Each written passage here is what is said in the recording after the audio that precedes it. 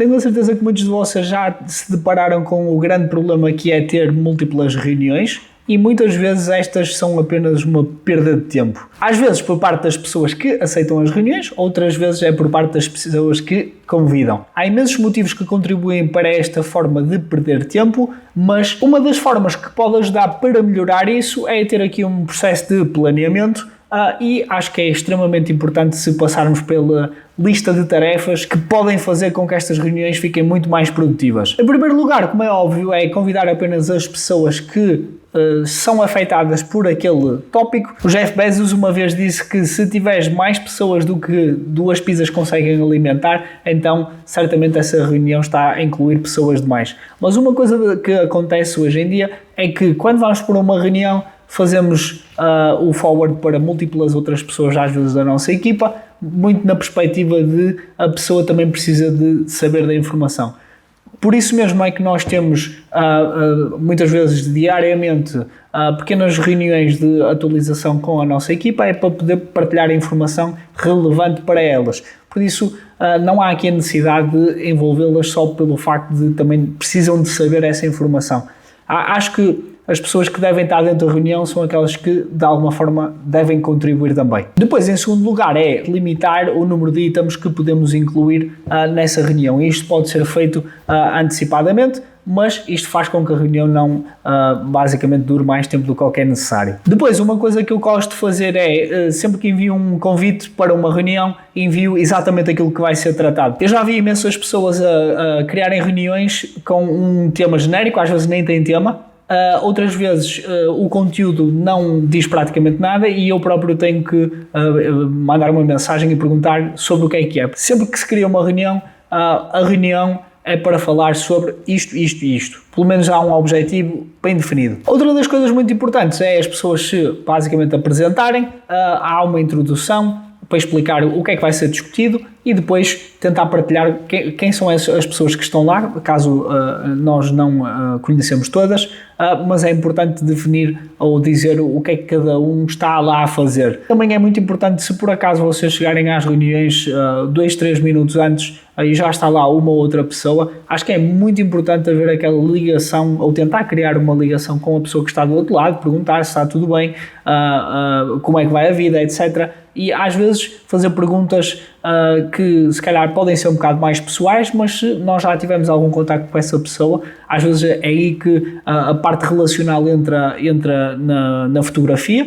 e este tipo de coisas fazem com que uma pessoa ganhe confiança e em outros cenários muitas vezes vai precisar de falar com a pessoa diretamente e acho que é sempre bom ter esse elo de ligação. Em quinto lugar, há sempre a parte das boas práticas da reunião. É muito importante definir logo desde o início que, por exemplo, aquela reunião vai ser para apresentar algo e não é suposto as pessoas fazerem perguntas a meio para interromper. Então isto deve ser definido logo à partida, ser dito, olha, nós vamos apresentar isto, as perguntas vão ser respondidas no final, por isso, por favor, não interrompam até que acabe. E ao mesmo tempo é importante definir mais ou menos os timings da reunião, aqueles que vai ser para apresentar o conteúdo e um tempo que vai ser disponibilizado para as pessoas poderem fazer perguntas. Em sexto lugar, às vezes acontece que as reuniões têm um propósito inicial e depois outras pessoas têm contributos a dar. É muito importante as pessoas falarem com a pessoa que organizou a reunião e dizer, olha, eu por acaso também gostava de falar sobre este tema e a pessoa depois tem que, de certa forma, organizar, se por acaso cabe ou não, ou se é necessário retirar algum tópico que já estava lá. Mas este trabalho é preciso ser feito de antemão e o que não pode acontecer é uma pessoa que entra na reunião e diz automaticamente, mas eu também quero falar sobre isto. Já deve estar definido logo à partida. Quando nós criamos uma reunião e definimos um tempo para ela, é porque estamos a discutir um assunto e queremos que, de certa forma, as pessoas contribuam para esse assunto. Portanto, nós precisamos ter sempre tempo para que as pessoas individualmente possam contribuir para aquilo que está a ser tratado.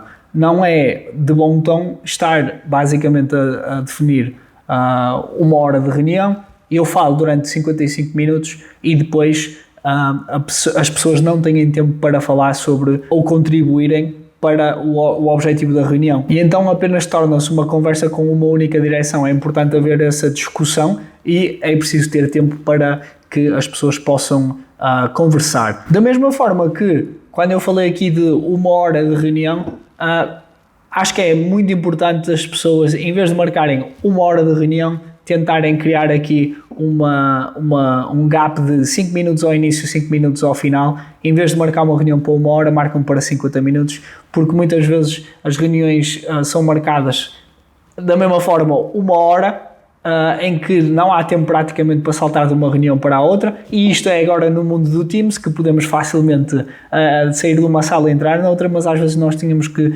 nos deslocar. Eu neste momento tenho que me deslocar, e haver reuniões que acabam e começam de um minuto para o outro não faz sentido nenhum. As pessoas precisam de algum tempo, e às vezes nem que seja para ir buscar um café ou outra coisa qualquer, um copo de água, é importante ter aqui um gap. E se definires dentro de um timing de 1 hora apenas que a reunião tem 5 minutos, acho que também pode ser uma boa forma de utilizar melhor o tempo. Discutir factos, por isso é que e muito do que eu faço no meu trabalho é tentar suportar reuniões com factos, com dados.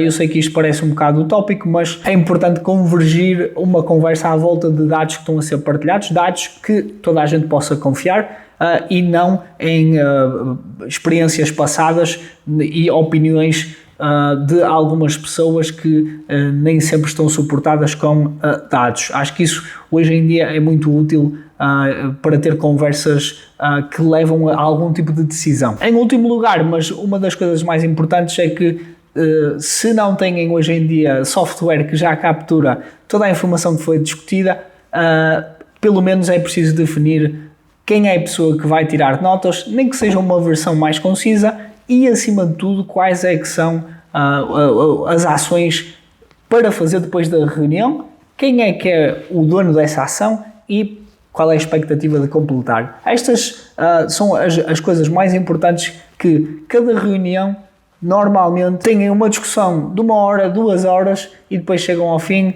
toda a gente acordou em algo, toda a gente vai para a sua secretária e passado 2 semanas não aconteceu nada, ninguém fez nada.